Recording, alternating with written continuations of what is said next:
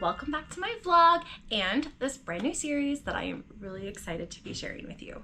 If you are just stumbling across my channel for the very first time, you should know we are on episode 4 of this moving series. It's never fun to jump in on the middle of a conversation, so just so you know, down in the description box below, I have linked all the previous episodes so you can catch up before you even begin.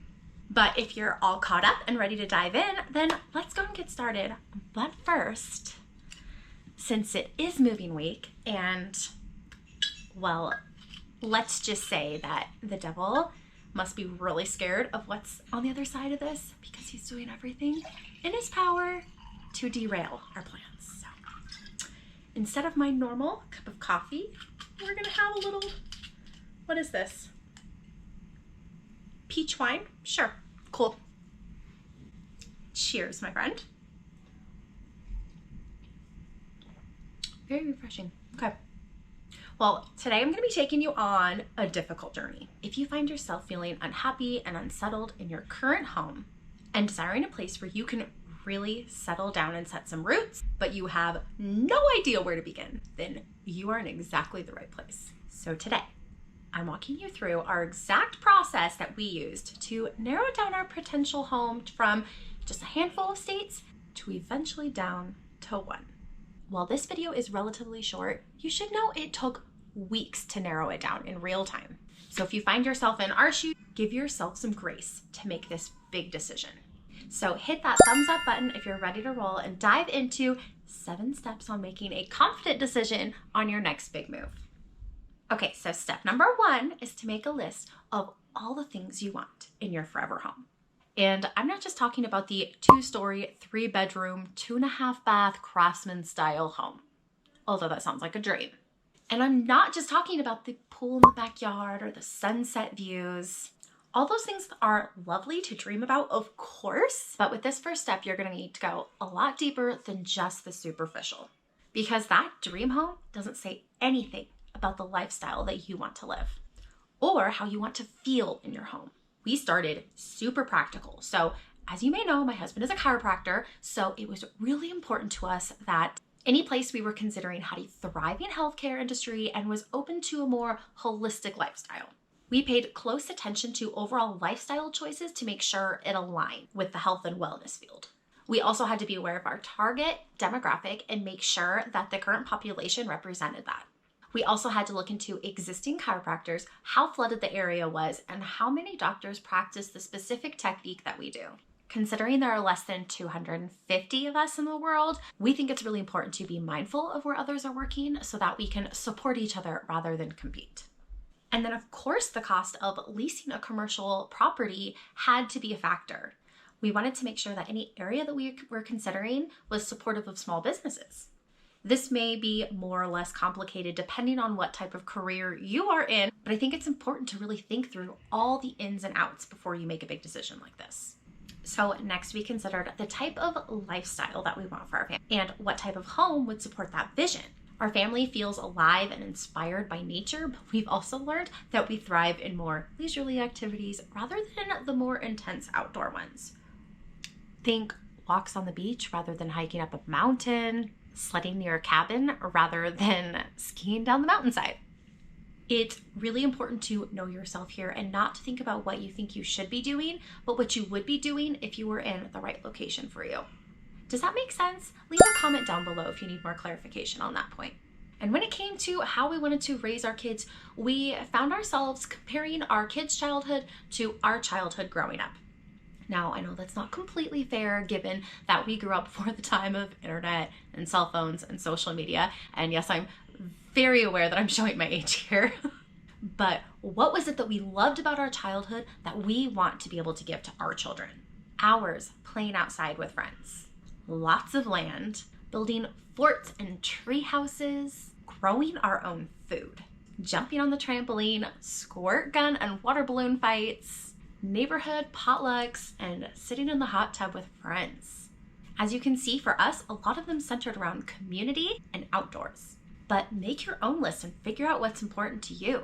And maybe you don't have great childhood memories. How can you create them for your family moving forward? This is your time to dream big.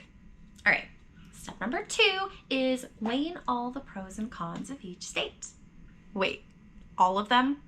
That was exactly what I asked my husband with a roll of my eyes as he said yes.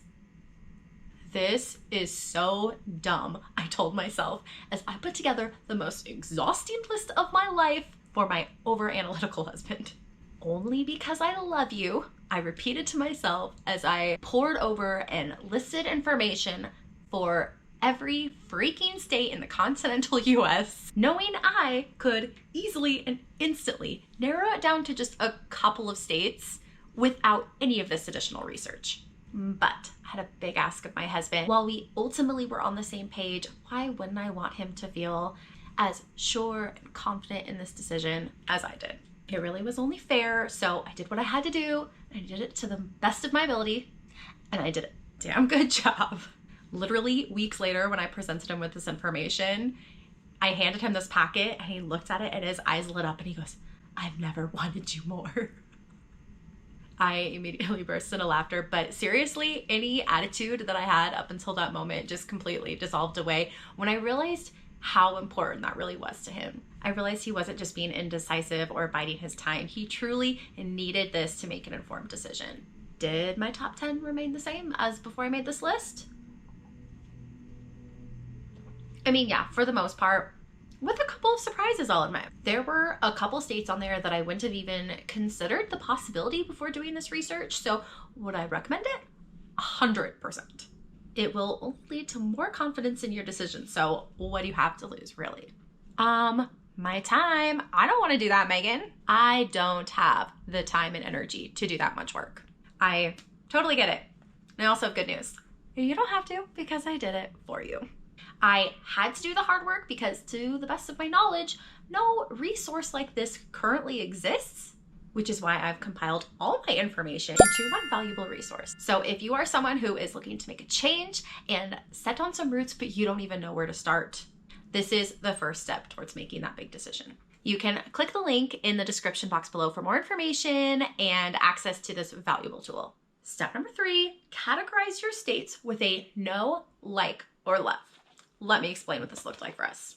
Okay, so this is the easy part. You do a quick read through with all the states with your spouse or whoever you're moving with, and you instantly cross off all the states that you're 100% certain would not be a good fit.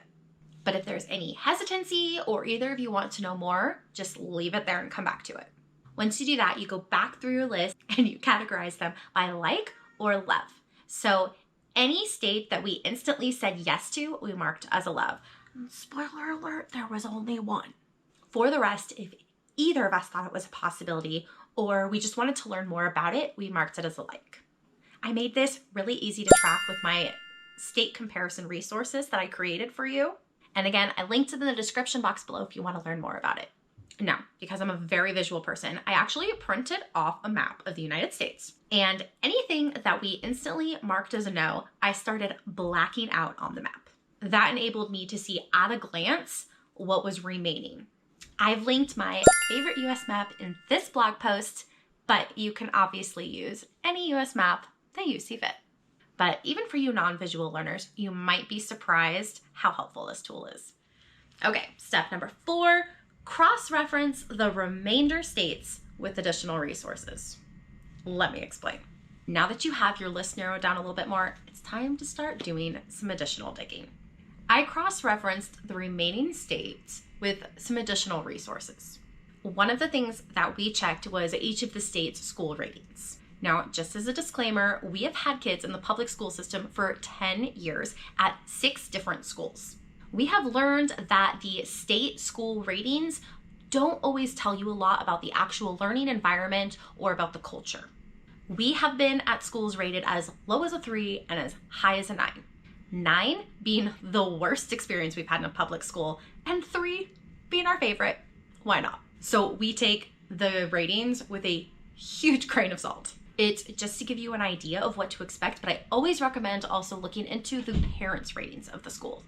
This will also give you a better idea of how involved the teachers are and what type of community support it has, which in my humble opinion is vital for a well-rounded school. But if you have additional questions about school, I'd be happy to take this conversation down in the comments below.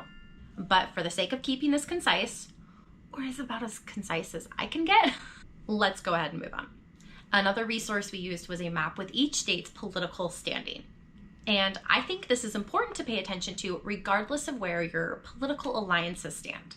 Personally, we don't align ourselves with either political party. So when we were looking for a place to call home, we wanted to make sure we were avoiding either extremes. We look for a well-rounded community that welcomes all views. One of the most important factors for us to consider was the diversity of an area. And while I don't have a particular resource to link you to, I would tell you to look at the diversity from a state standpoint, a city standpoint, and a school standpoint. And more than that, look at how minority races are treated. That's going to tell you a lot about the community. There were some cities that I was considering that looked really diverse, but as I learned more about that particular area, there was still a very huge financial divide between races and some elitism going on. As a transracial family, that is not something I'm willing to walk into. During this process of cross-referencing your list, you're going to find it really easy to be eliminating more states from this list. You may also be honing in on particular cities within those states that you would truly consider making a home. And that's a good thing. That's the whole point of this. Narrowing down your options for the best of the best for your family. Now let's take the time to celebrate one step closer. Okay, step number 5 is get a full picture of life in those areas. Okay, now everyone's different, but by this point in the process, my husband and I had narrowed it down to just a handful of states that we were truly considering as a possibility for our forever home. So where do you turn next? We had done the research, so how do you possibly narrow it down further? Without physically going there, how do you make sure that it's a good fit for your family? How could you get a full picture of what life would be like living there? Well, I'll tell you how, my friend. I started off with good old YouTube. I started researching a couple things to get a better idea of what life would be like there. Walking and driving tours can give you a really good layout for the land, and I found real estate agents are often a really good resource for that on YouTube. But I always find mom blogs to be the most valuable resource because it actually gives you a picture of what life could be like on the day in and day out. From there, I went over to Instagram and started researching things like things to do in blank or blank moms, and that introduced me to some really great accounts. Make sure to also check out any tags or locations on Instagram because that can connect you to real life families doing life in that area. I was able to make some true connections with some very real moms who I'm so happy to call friends now. But it definitely takes putting yourself out there some, and it can be a little uncomfortable. With 2 friends in particular, we ended up exchanging phone numbers and FaceTiming so that my husband and I could ask a lot, and I mean a lot, of questions. From their experience with school and church, their must-visit restaurants, to phone reception and internet speeds. If you live in Vegas, you understand why we had to ask those questions. To housing prices and neighborhoods they loved. I mean, you name it. They even gave us contact information for a real estate agent in the area that they knew and loved so that we could move forward if that's the direction we wanted to go. The more we got a full picture of life in those areas, the easier it was to narrow down our list. And the more certain we became about which direction we wanted to move. Okay, step number 6 is to pray and ask God to guide you. Now, if your desire is to live a life that honors Him, then prayer is something you should of course be doing from the very beginning. But in this point in the process, prayer became a lifeline for us. We had pondered what type of life we wanted to live, weighed the pros and cons, and researched the heck out of it. But ultimately, we knew that if our desires didn't align with His will for our life, that there wouldn't be any longevity to it. So in short, if it wasn't His will, we didn't want it. Have you ever prayed that prayer?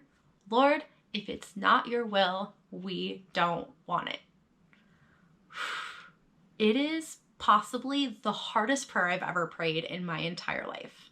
At this point in the process, I knew exactly what I wanted.